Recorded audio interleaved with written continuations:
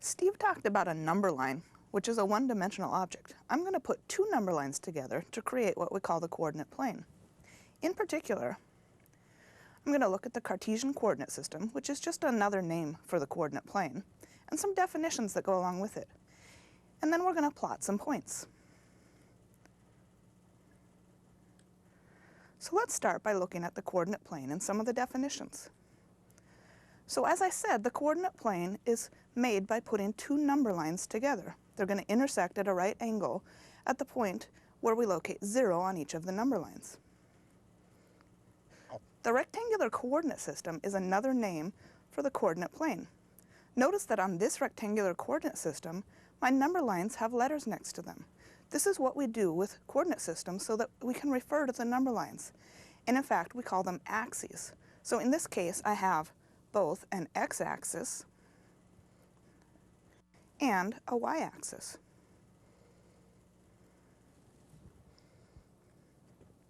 We also refer to the coordinate plane as the Cartesian coordinate system in honor of the mathematician René Descartes, who came up with it. Notice that I'm using different letters this time. I have t on the horizontal axis, so this is the t-axis, and I have an h on the vertical axis, so this would be referred to as the h-axis.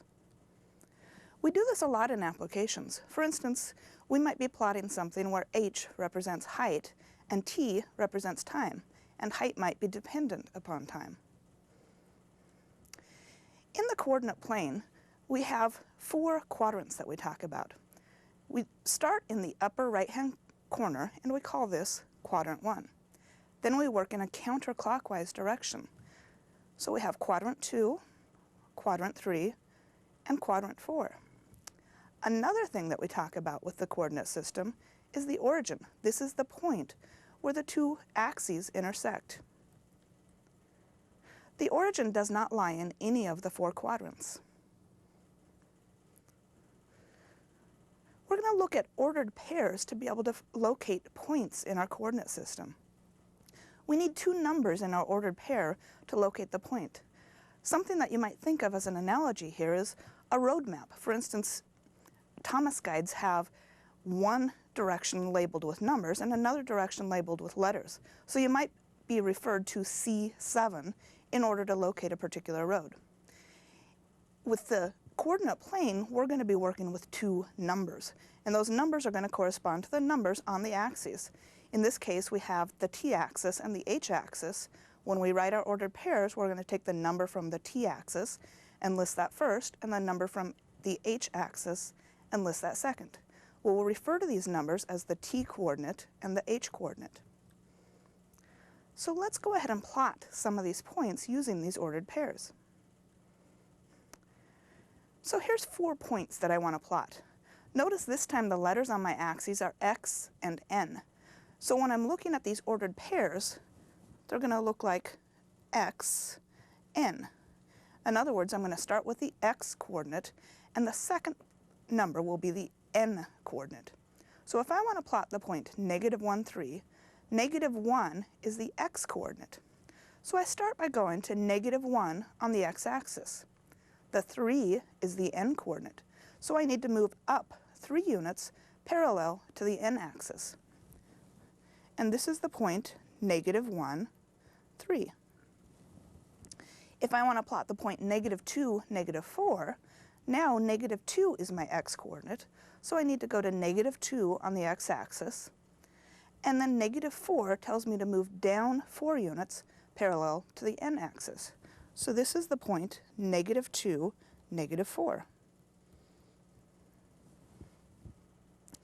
If I want to plot the point 2, -2, I start with the 2 as my x-coordinate, which means I go to 2 on the x-axis, and then -2 is my n-coordinate. So I need to move down 2 units parallel to the n-axis. And this is the point 2, -2. Finally, if I want to plot the point 3/2, 2, 3/2 is my x-coordinate. So I need to start by going to 3/2, which is 1.5, halfway between 1 and 2, on the x-axis.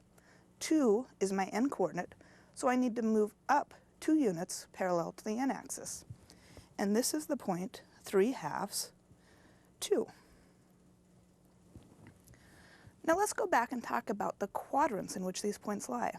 Let's start with the point that we just plotted, 3/2, 2.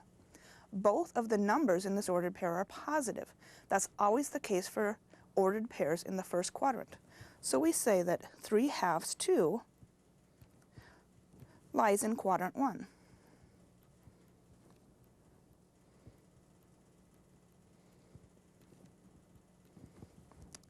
Since our quadrants are labeled counterclockwise, let's move counterclockwise, which brings us to the point -1, 3.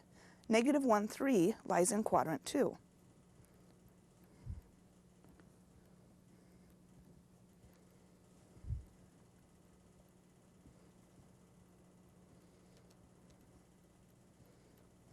Continuing counterclockwise, the point -2, -4 lies in quadrant 3.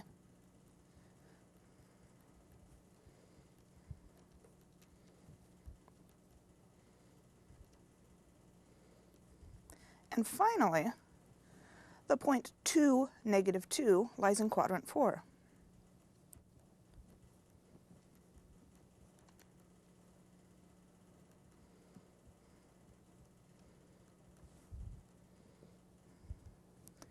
Let's go ahead and plot a couple more points. This time my axes are labeled with T and H, so my ordered pairs are going to be of the form T, H. To plot the point 4, -2, I see that my T coordinate is 4, so I start out by going to 4 on the T axis. My H coordinate is -2, so I need to move down 2 units parallel to the H axis. And here I plot the point 4, -2. If I want to plot the point -2, 4, now my T coordinate is -2. So I go to -2 on the T axis, and then 4 is my H coordinate, so I need to move up 4 units parallel to the H axis. And here's the point -2, 4. Something interesting about these two ordered pairs is that they both have the same numbers. There's a 4 in each ordered pair and a -2 in each ordered pair. But obviously, looking at our graph, they're two different points. If we look at the first point that I plotted, the T coordinate was 4. But in the second point that I plotted, the H coordinate was 4. So something important to note here is that order matters, which is precisely why we call these ordered pairs.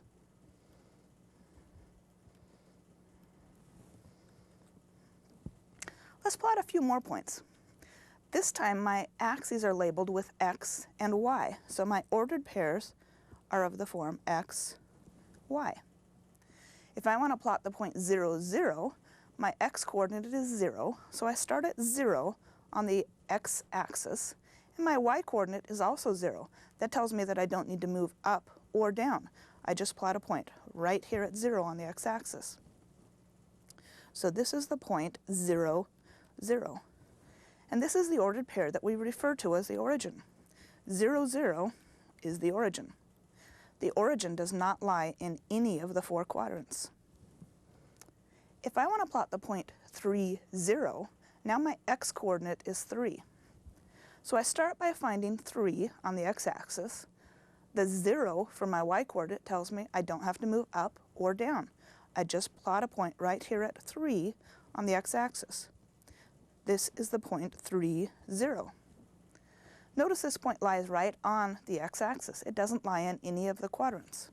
So we say that 3, 0 lies on the X-axis.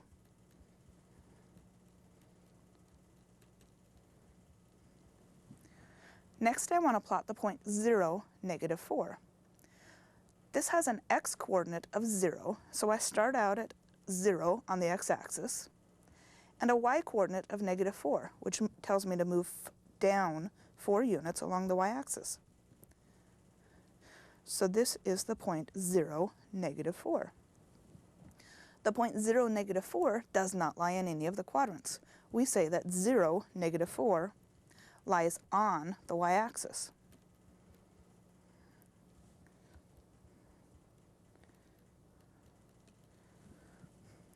The last point that I want to plot is 2, 4. This has an X coordinate of 2, so I'm going to start out locating 2 on the X-axis, and a y-coordinate of 4. So I need to move up 4 units parallel to the y-axis. This is the point 2, 4. This does lie in a quadrant. Both of the numbers in this ordered pair are positive, and that's always the case for ordered pairs in the first quadrant. The point 2, 4 lies in quadrant 1.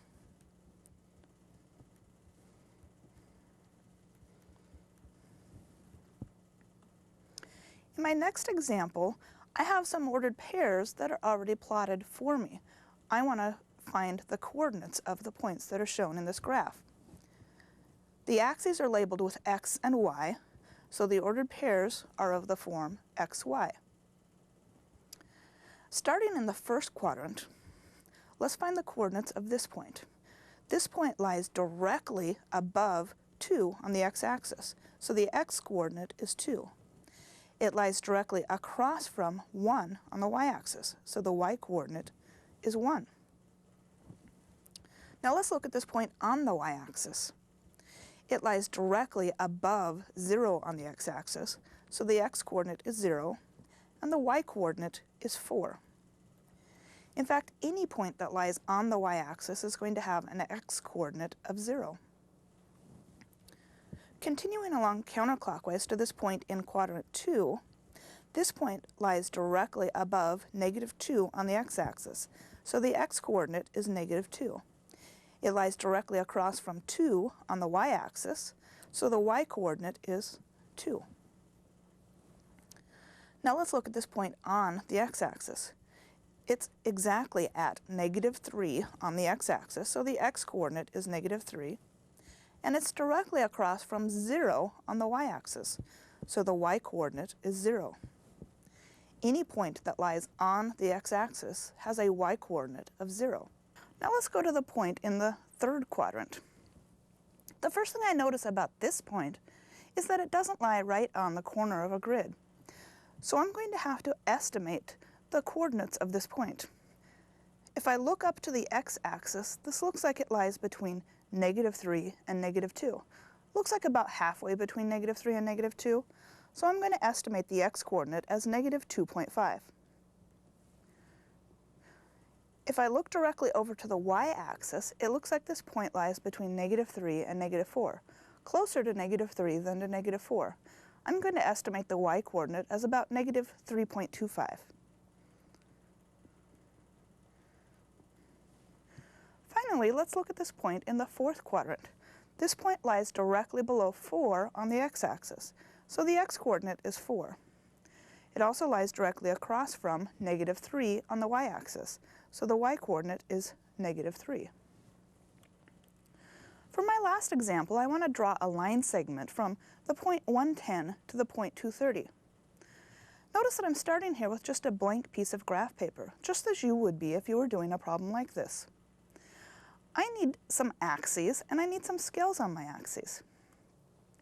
If I look at the coordinate system as we've been looking at it in previous examples, pretty quickly I notice a problem here. I see that x is my label for my horizontal axis and y is my label for my vertical axis. And it's my y-coordinates that are going to cause a problem with this setup.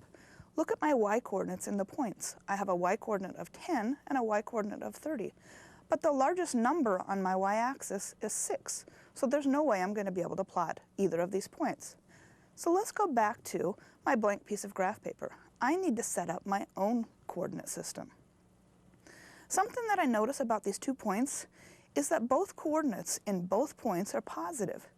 If we have an ordered pair where both coordinates are positive, that ordered pair lies in the first quadrant. So both of these ordered pairs lie in the first quadrant. Knowing that ahead of time, I'm going to choose to draw my horizontal axis close to the bottom of my graph paper and my vertical axis close to the left of my graph paper. So I'm going to take out a ruler to draw my axes. And as I said, I'm going to put the horizontal axis close to the bottom of my graph paper, say about right here. And then I'm going to make my vertical axis close to the left-hand side of my graph paper, say about here. Now all I see in these ordered pairs are numbers. I need some letters to put on my axes. Since I don't have any letters given to me, I'm just going to label my axes as the x and y axis. These are the variables that we usually default to. So our ordered pairs are going to be of the form x, y. In choosing my scale for my x-axis, I look at the x-coordinates of the points, which are 1 and 2. So I could use a scale of 1 on my x-axis, in which case the first tick mark would represent 1, the second tick mark 2, and so on. But if I do that, my points are going to be squished in very close to the y-axis. I want to spread this out a little bit, so I'm going to choose, say, a scale of 1/2 for the x-axis. So the first tick mark represents 1/2. The second tick mark represents 1. The fourth tick mark would represent 2. The sixth, 3. 3, not 6.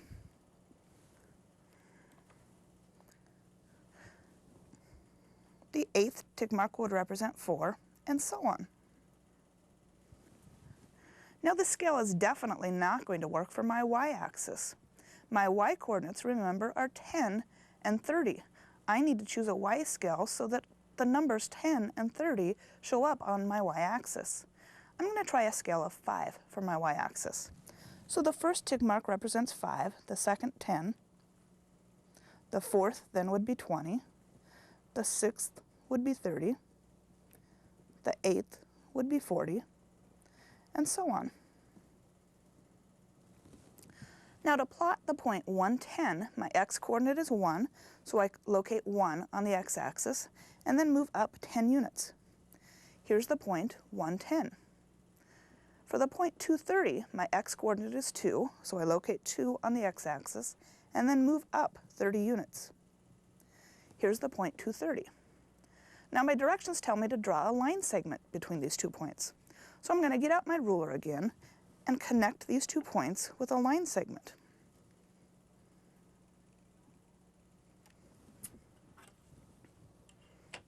There's a couple of important notes that I want to make now. The first one, that is, a graph is not complete if it doesn't have scales on the axes or if it doesn't have labels on the axes. Let's go back and make sure that the graph that I just created is complete. There are scales on the axes. We carefully talked about that. I chose a scale of 1/2 for the x-axis and a scale of 5 for the y-axis. There are labels on the axes. That's the letter x and the letter y. The second important note that I want to make is that there isn't one correct choice for scale, but that there are many poor choices. Right away we talked about a poor choice, in fact a choice that just didn't work. With this coordinate system, there's no way we can plot the point 110 or the point 230. Another kind of poor choice of scale would be a scale that doesn't make use of the grid. When I was looking at the example with the points 110 and 230 and the line segment, those are all plotted here.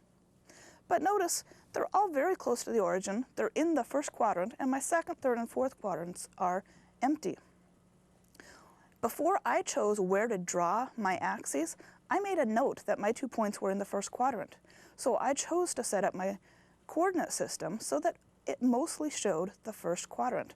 And I got a bigger picture of the 2 points in the line segment. Now I want to turn this over to Anne, who's going to talk about some specific types of graphs.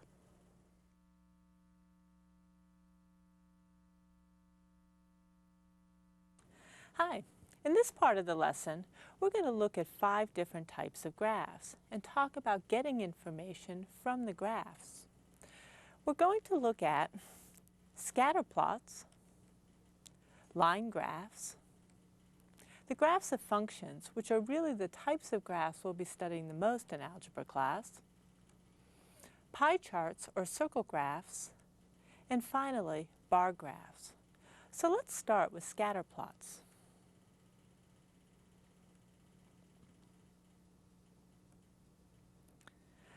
A scatter plot displays data that can be described using ordered pairs. So here's a first example of our scatter plot. And this particular figure starts with a figure caption, which tells us what we're looking at. So we're looking at the percent of people in the U.S. under 18 without health insurance. So the figure caption gives us some information about what's displayed in the graph. But we want to look at the graph a little bit more closely to read it more carefully. So the first thing we want to look at is the label on each axis. So on the horizontal axis, we have a letter, T, which is a label. But we also have a verbal description of what that label represents. T represents the time in years since 1996. On the vertical axis, we have a label P, which represents the percent uninsured. So the label on the horizontal axis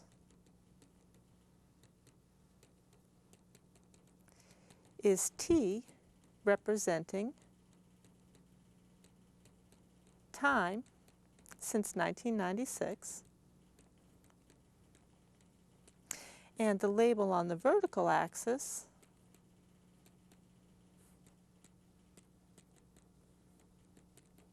is P, representing the percent uninsured.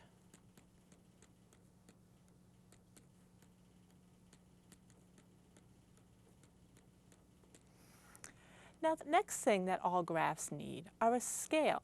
So we want to consider the scale on each of these axes. So on the t-axis, we see that each tick mark represents 1 unit. And in particular, each tick mark represents 1 year. So the scale on the horizontal axis is 1, representing 1 year. Now notice that we're measuring time in years since 1996. So 1 represents the year 1997, 2 represents the year 1998, and so on. And you may think this is a rather bizarre way to label the horizontal axes, but when we start modeling relationships and the quantity that's being displayed on the horizontal axis is a year, this is going to be quite common way of describing what year it is, where we measure time since a particular year, like 1996 or 1990 or 2000. On the vertical axis, each tick mark is labeled with 2. So the scale is 2, and in this case, 2 represents 2%. So the scale on the vertical axis is 2, representing 2%. So notice that the numbers on each axis represent very different things. The numbers on the horizontal axis represent time in years, and the numbers on the vertical axis represent a percent. So let's ask, what is the form of the ordered pair in this scatter plot? Well, if we look at the labels on the axes, the ordered pair, the first coordinate is t, the second coordinate is p. But this particular graph comes up in the context of an application, so these letters have meaning. So we could also think, or write out, what the letters represent. T is time since 1996, and P represents the percent uninsured.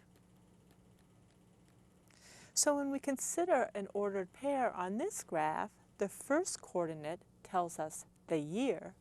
The second coordinate will tell us the percent of people under 18 without health insurance. So let's look at a particular ordered pair on this graph and answer a question about it. We want to know what the practical significance of the ordered pair 2, 12.7 is. And that's this ordered pair right here. So 2 tells us the year. It's 2 years since 1996 or 1998. The 12.7 is how many people under 18, or the percentage of people under 18 who had no health insurance. So the ordered pair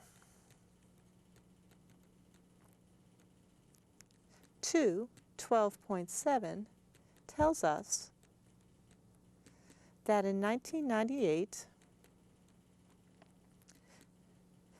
there were 12.7% of people under 18 without health insurance.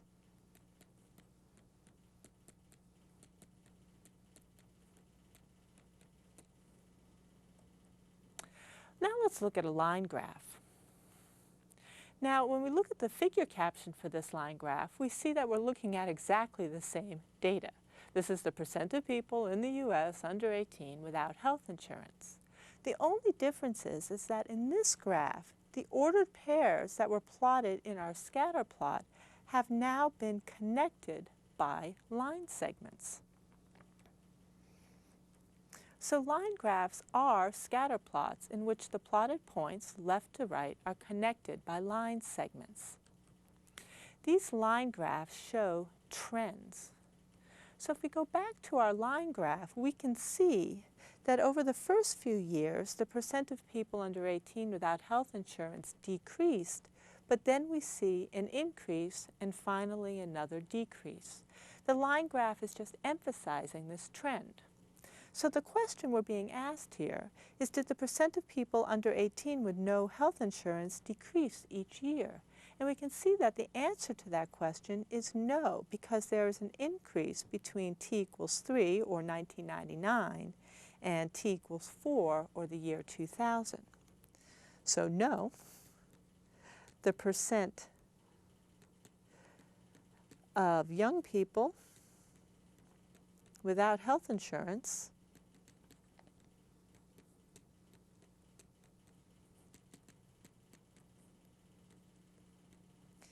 increased between 1999 and 2000. So we can see that increase right here on our graph. Now let's look at the graph of functions. Our figure caption for this graph tells us that we're looking at the total calories burned by Anton, a 150-pound runner. So let's look at the label and scale on the horizontal axis. The label is D, which represents the distance run in miles. The scale is 1. Each tick mark is represented by 1 unit, which represents 1 mile.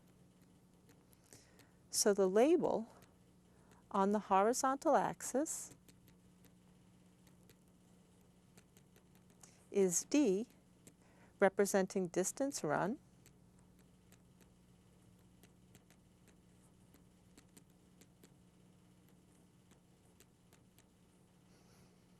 The scale is 1, representing 1 mile. So notice how important both the label and the scale is. Not only are we told that this is the distance run, but we're given the units of measurement. There's a difference between running 1 mile or 1 kilometer.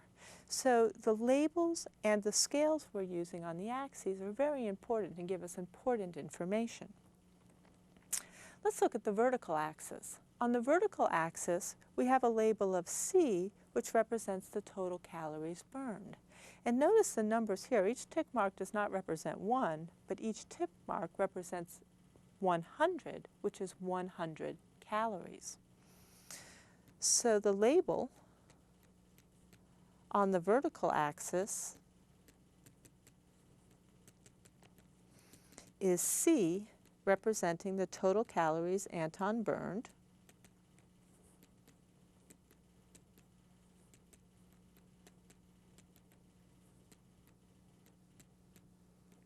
The scale is 100, representing 100 calories.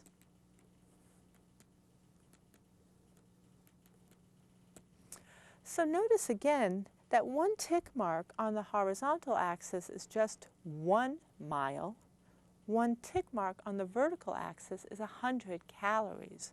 So the scale on the two axes can be very different. Let's look at an ordered pair on the graph and see what it's telling us about Anton's running. So we're going to look at the ordered pair 3, 330, which I'm going to find on the line and plot. So the first coordinate, 3, tells us how far Anton has run. The second coordinate, 330, tells us how many calories he burned while running. So this is telling us if Anton runs 3 miles, he will burn 330 calories. The origin, the point 0, 0, also is on this line in the graph. And what's the practical significance of this point? Well, how far has Anton run? Well, he's run 0 miles. How many calories has Anton burned? He's burned 0 calories. So this ordered pair tells us if Anton runs 0 miles, he will burn 0 calories. And I'm going to put from running here, because we know even if he's sitting on his couch and breathing, he'll burn a couple of calories. So we can use this graph to answer all sorts of questions. For example, how many calories does Anton burn if he runs 2.5 miles? The way I'm going to answer this is I'm going to find the point 2.5 on the d-axis, the distance axis, and I'm going to find the corresponding point on the line that has that 2.5 as its first coordinate. And to answer the question, I need to find the second coordinate. That will be the total calories he's burned. So I'm going to read over to the vertical axis and estimate this amount. And it looks to be about 275. So this tells me that on a 2.5 mile run, Anton will burn about 275 calories. So Anton will burn about 275 calories on a 2.5 mile run. Now notice I used the word about here. This is to indicate that I've made an estimate when reading this graph. Suppose Anton wants to burn 500 calories. How many miles does he need to run? So what I need to focus in on is this 500 calories. I'm going to find the point on the line which has 500 as its second coordinate. And my task is to determine the numerical value of the first coordinate. So if I read down to the horizontal axis, I estimate that to be about maybe 4.6. So this says that Anton will need to run about 4.6 miles to burn 500 calories.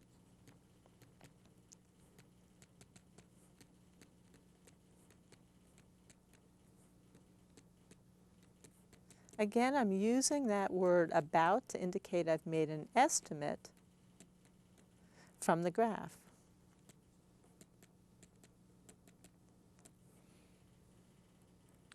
Now here's another example of a mathematical function. Now here the graph doesn't have a straight line, but it has this really kind of curvy line that comes up to a high point and then starts decreasing. And if we look at the figure caption, we're seeing that we're looking at the monthly revenue from video game sales. And let's look at the axes to see what we're looking at here.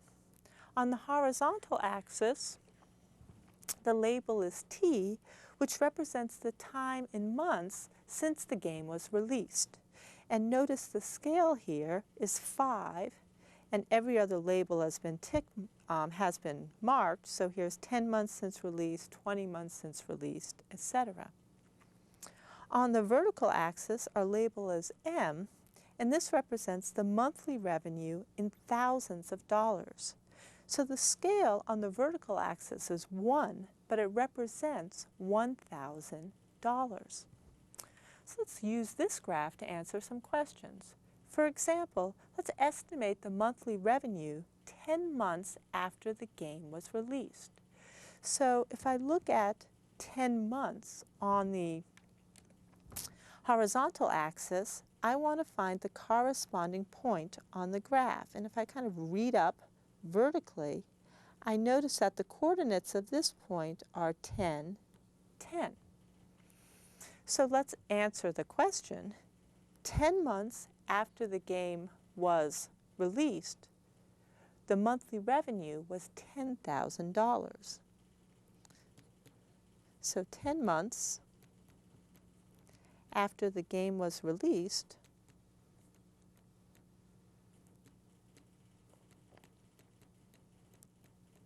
the monthly revenue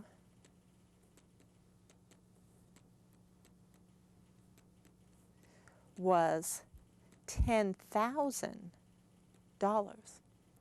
So these two numbers 10 represent completely different quantities in the context of this application.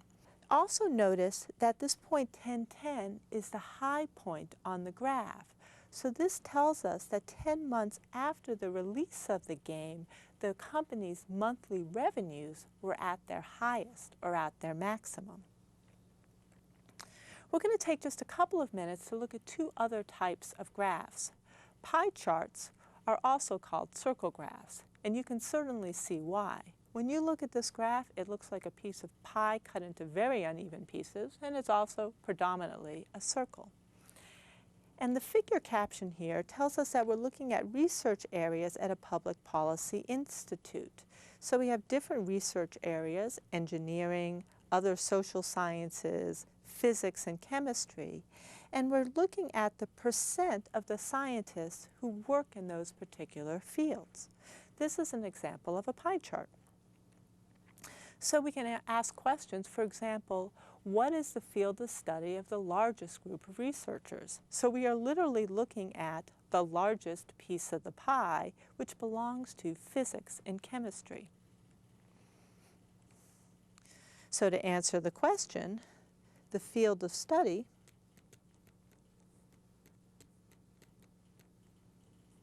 of the largest group of researchers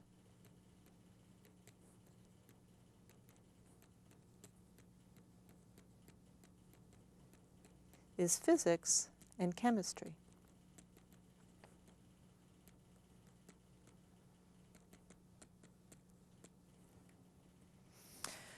Now, suppose we're told how many people work at this institute. If we know the institute has 300 researchers, how many work in math or statistics?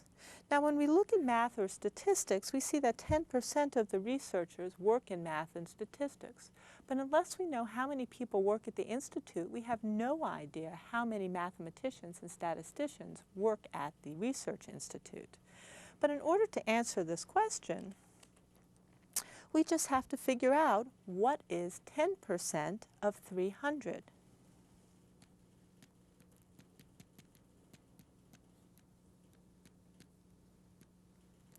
Well, this is an easy percent question.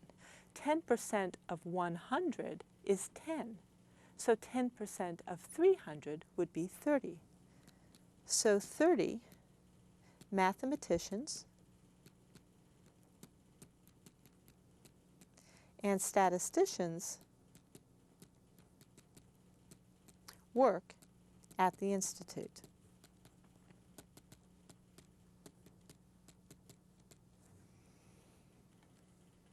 So pie charts or circle graphs give a quick picture of the fraction of a group that has a certain characteristic. Although it's important to be able to read and interpret pie charts are not used in algebra. Mostly we'll be looking at the graphs of functions. Let's finish up by briefly looking at bar graphs. So the figure caption here tells us we're looking at the average seed germination times for 4 vegetables. One of the things you're going to notice right away is that there is no label nor a scale on the horizontal axis. Our vertical axis is giving us average time in days. The scale is 4, representing 4 days. but we have no idea what A, B, C, and T represent. So many graphs have a legend attached. And in our legend, we're told that A represents asparagus, B, beans, C is for carrots, and T is for turnips. So let's see what kind of questions we can ask and answer looking at a bar graph. So for example, we might ask, which type of vegetable seed has the longest germination time and which the shortest? Well, this information is readily apparent by looking at this graph. Asparagus has the longest germination time of about 25 days. Turnips have the shortest seed germination time of about 6 days. So asparagus has the longest germination time,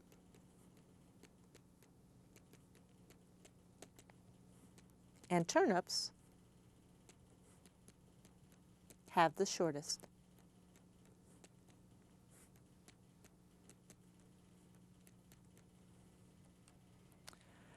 So bar graphs are useful for comparing categories. In the last example, we were comparing the germination times of 4 different types of vegetables.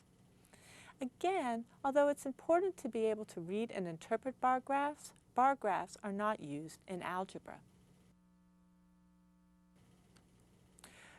So this finishes our lesson that gave you an introduction to graphs. As we continue through algebra, we'll be looking at graphs more and more. So as you're working through the problems in your book, pay close attention to the graph reading problems because they're so important in algebra.